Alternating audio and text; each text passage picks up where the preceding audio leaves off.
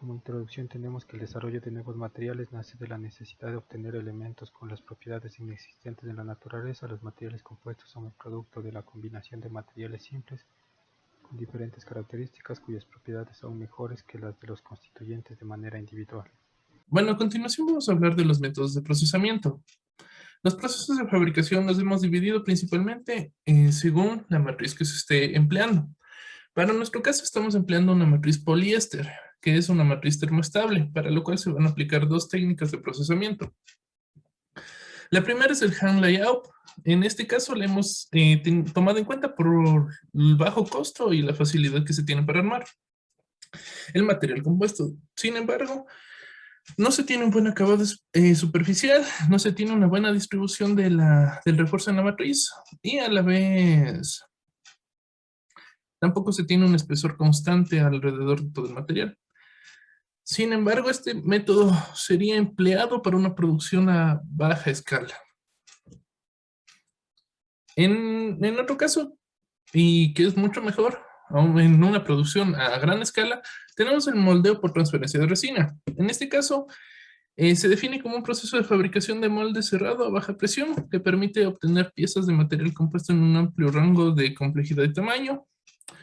En este se inyecta la resina líquida al refuerzo con la preforma que previamente se colocó dentro del molde.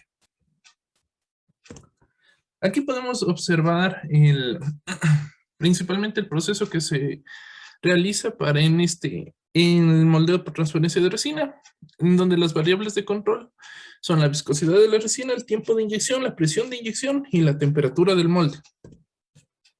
Una principal limitación que se tendría aquí es el molde en sí, aunque en una producción a gran escala no sería tanto así.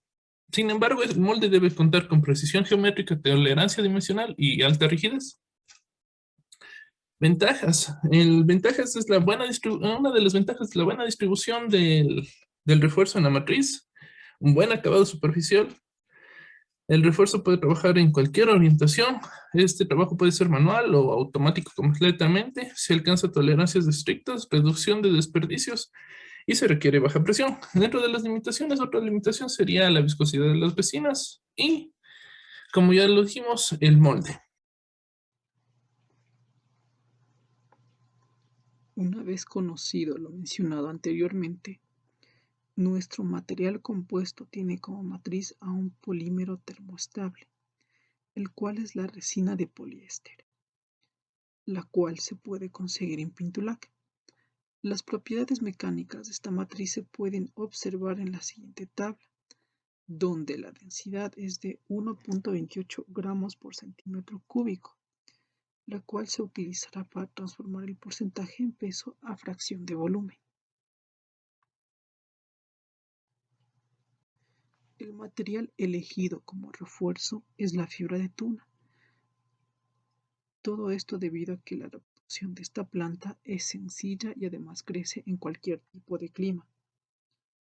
La obtención de todas las propiedades mecánicas de esta fibra es algo compleja, por lo que solo se puede obtener el valor de la densidad de las fibras mediante el siguiente método.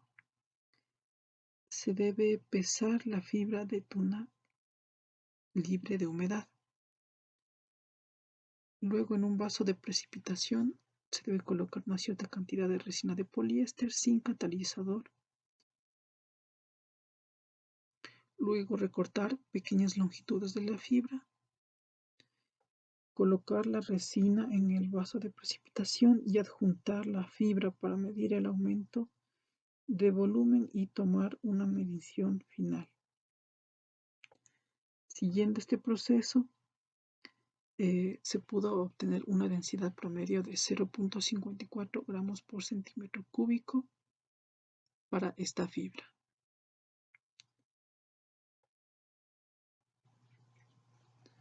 Se asumieron ciertos porcentajes en peso para la determinación de la fracción volumétrica, obteniéndose los siguientes resultados mostrados en la tabla, donde la fracción volumétrica de la fibra es del 25, 30 y 35%, y la fracción volumétrica de la matriz es el complemento de cada uno de estos valores. Cabe recalcar que la fracción en peso solo me sirve a nivel experimental, mientras que las fracciones volumétricas se las puede utilizar en modelos de micromecánica.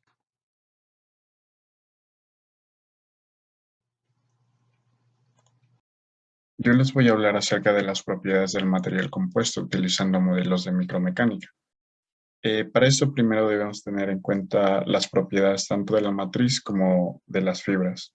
Podemos observar que el módulo de ion para la matriz de resina poliéster es de 3.5 gigapascales, mientras que para las fibras de hoja de tuna 6 gigapascales, bastante parecido el módulo de ion a lo que es las fibras de coco.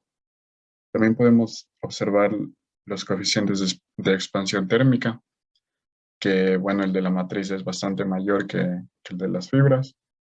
Y también debemos considerar las fracciones volumétricas, donde podemos observar que consideramos 35 hasta un 25% en las fibras. El modelo de micromecánica que se va a considerar es las reglas de las mezclas y bueno, aquí se puede observar las ecuaciones.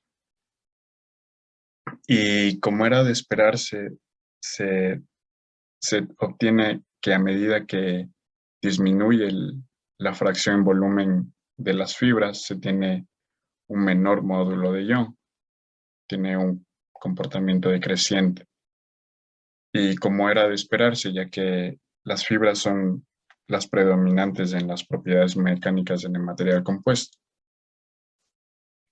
Caso contrario es el coeficiente de expansión térmica, que tiene un comportamiento creciente a medida que la fracción en volumen de las fibras disminuye, tiene un mayor coeficiente de expansión térmica.